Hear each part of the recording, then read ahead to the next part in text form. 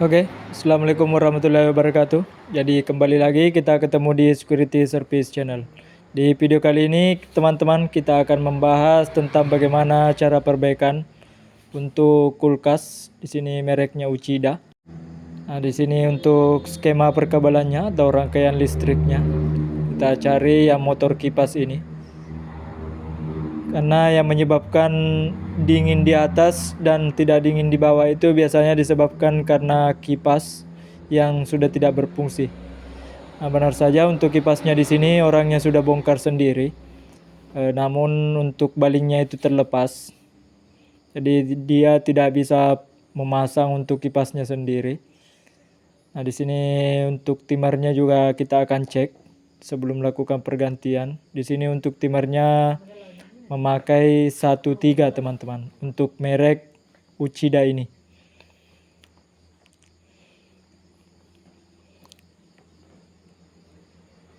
Nah, selanjutnya saya juga sudah memeriksa.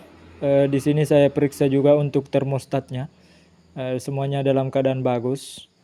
Nah, untuk membongkar baling dari kipas Uchida ini kita harus membongkar koper dari evaporator.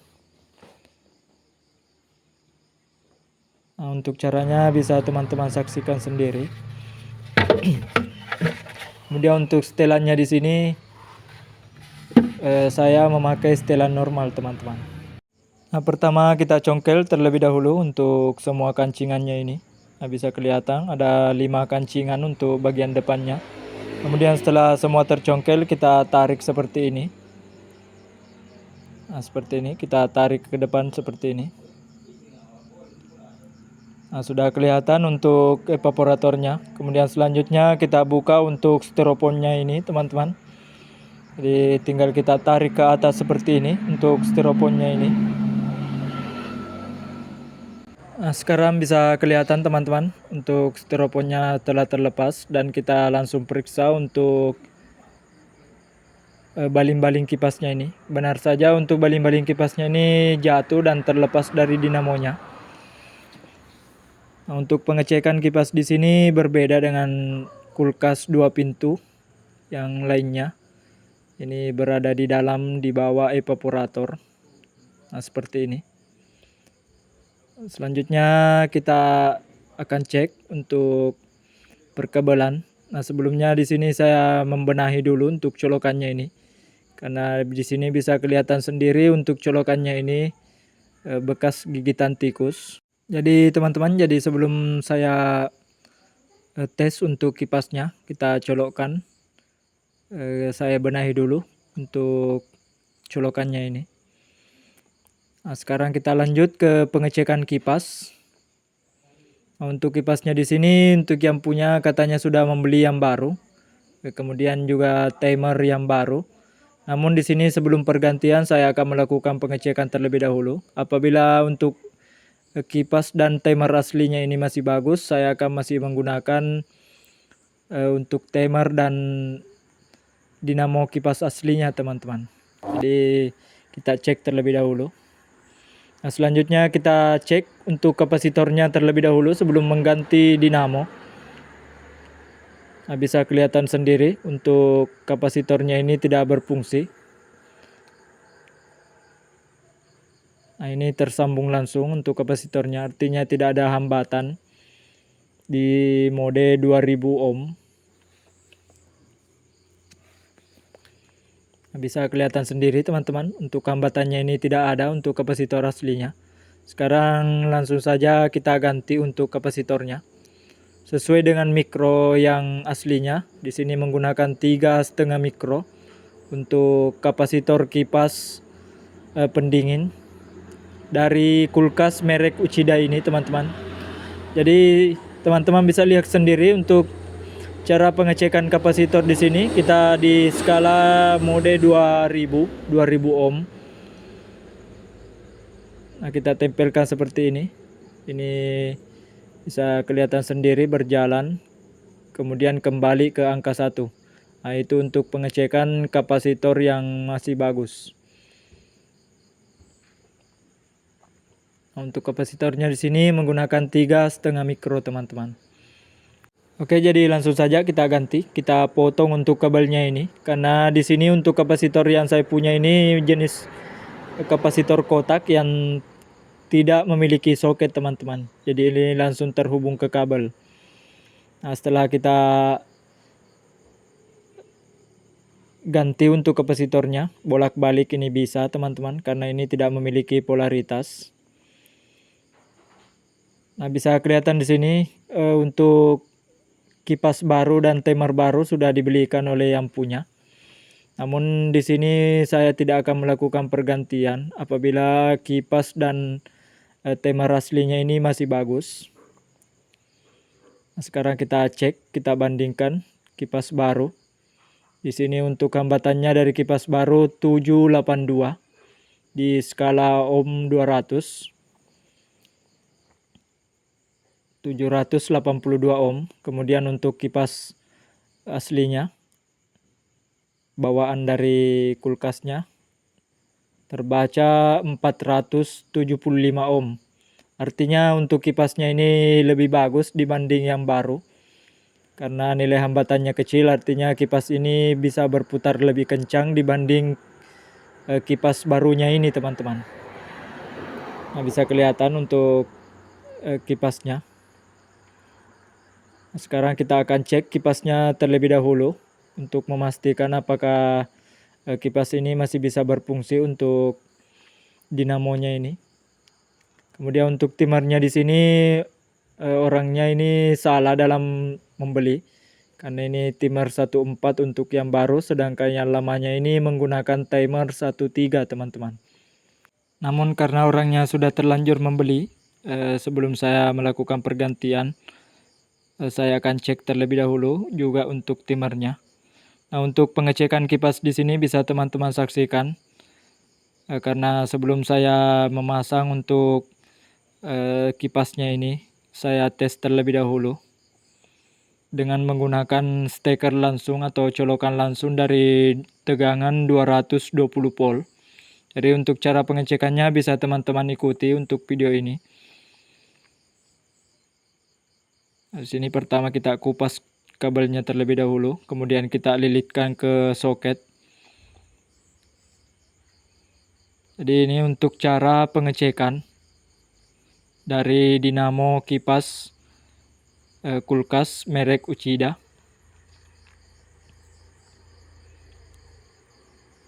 Nah, untuk cara penyambungannya di sini bolak-balik juga bisa, teman-teman, untuk kipas jenis seperti ini. Dan ini untuk listrik AC tidak memiliki polaritas.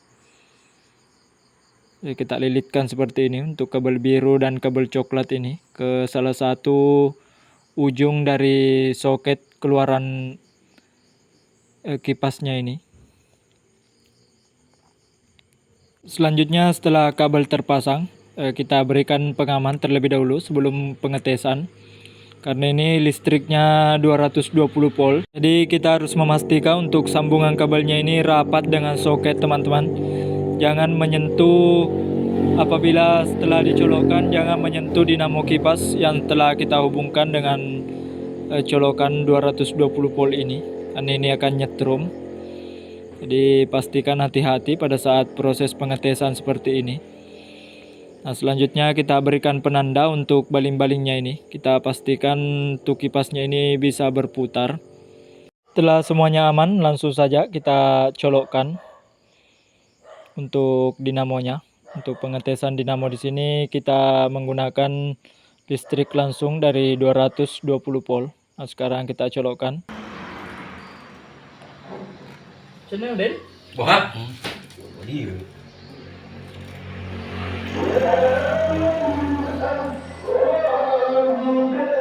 Tesmet apaan? Juga kapasitor. Oke. Oke, teman-teman, jadi setelah pengetesan bisa dipastikan untuk kipasnya ini dalam keadaan bagus. Selanjutnya kita pasang saja langsung untuk kipasnya dan kita tes hasilnya. Nah, pertama untuk pemasangan kipas di sini agak susah, teman-teman, karena ini harus ada satu orang yang menahan di depan, dan yang saya lakukan ini untuk mempaskan Dari dinamonya, pastikan untuk dinamonya ini rapat dengan baling-baling yang ada di depan itu. Nah, seperti ini. Jadi satu orang untuk menahan di depan, dan selanjutnya saya memasukkan untuk kipasnya, teman-teman. Nah, setelah terpasang seperti ini, kita bisa mengecek. Untuk kipasnya ini dipastikan terpasang presisi dengan asnya. Nah, bisa. Selanjutnya kita pasang untuk baut dari penyangga kipas ini. Nah, pastikan untuk penyangganya ini dalam keadaan presisi juga, teman-teman, sesuai dengan dudukannya.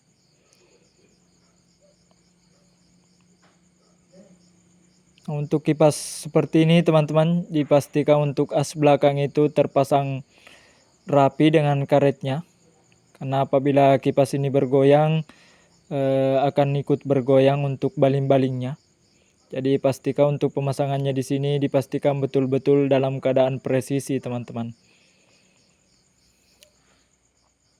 Setelah penyangga terpasang sesuai dengan dudukannya, kita kencangkan bautnya. Ada 2 baut untuk pengunci dari dudukan dari kipas belakang ini, dari dinamo kipasnya.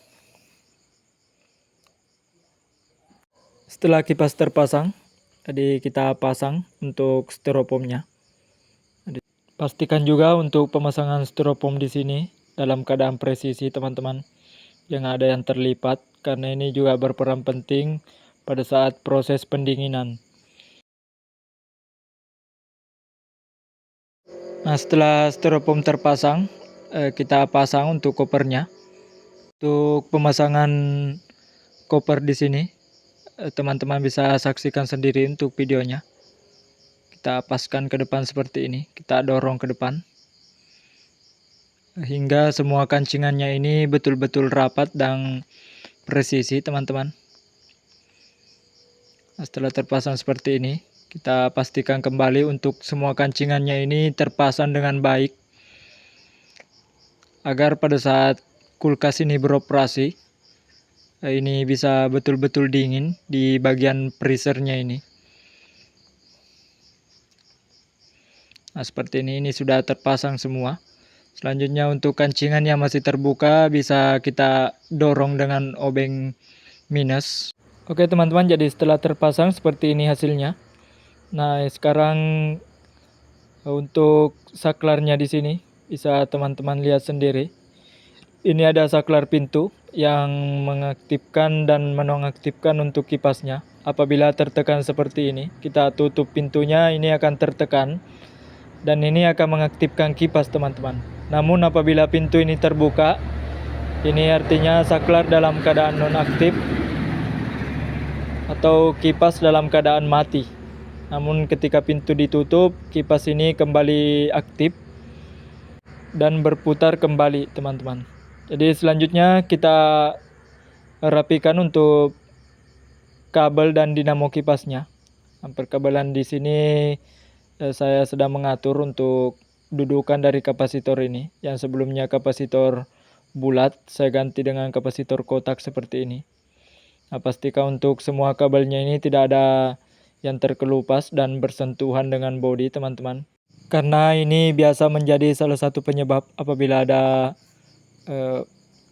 kabel yang terkelupas, sehingga mengakibatkan kulkas ini biasanya nyetrum, teman-teman. Jadi pastikan di sini dalam keadaan aman, karena kita ini jasa, jadi harus dalam melakukan perbaikan seperti ini pelanggan harus betul-betul puas dan safety. Nah, kita harus memperhitungkan juga keamanan dari pelanggan. Nah, setelah semuanya rapi, kita pastikan untuk koper dari dinamo ini tidak ada yang bersentuhan dengan kabel,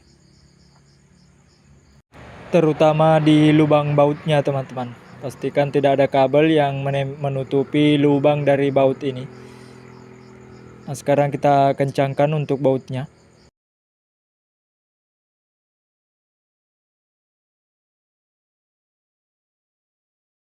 Setelah koper terpasang, selanjutnya kita pasang untuk koper bawahnya ini. Ini juga berfungsi dan berperan penting untuk melindungi kabel dari gigitan tikus. Pastikan untuk ruangnya ini dalam keadaan bersih teman-teman. Untuk kompresornya ini, setelah koper bawah terpasang, selanjutnya kita kencangkan untuk semua bautnya ini. Di sini menggunakan 4 baut untuk koper bawahnya.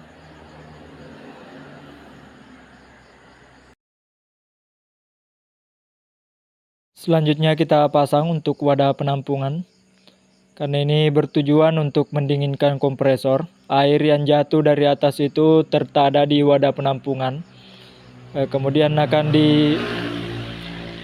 memuai kembali setelah kompresor panas teman-teman. Jadi untuk airnya ini tidak perlu kita buang, karena ini akan memuai sendiri pada saat kompresor panas. Nah selanjutnya setelah semua terpasang, langsung saja kita lakukan pengetesan.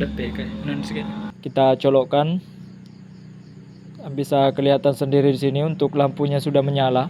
Kemudian untuk setelannya di sini saya menggunakan setelan normal teman-teman. Untuk pengetesan pertama kita lakukan di pengetesan normal. Kemudian selanjutnya apabila sudah dingin kita bisa putar untuk knopnya ini menuju ke setelan suhu sangat dingin atau dingin. Sama dengan setelan yang di atasnya kita gunakan normal.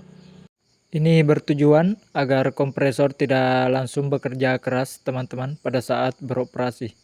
Oke, jadi sekian video dari saya. Semoga video ini bermanfaat. Jangan lupa like, komen, dan subscribe-nya untuk terus mendukung channel kami. Serta bunyikan tanda loncengnya untuk selalu mendapat notifikasi terbaru dari video kami. Assalamualaikum warahmatullahi wabarakatuh.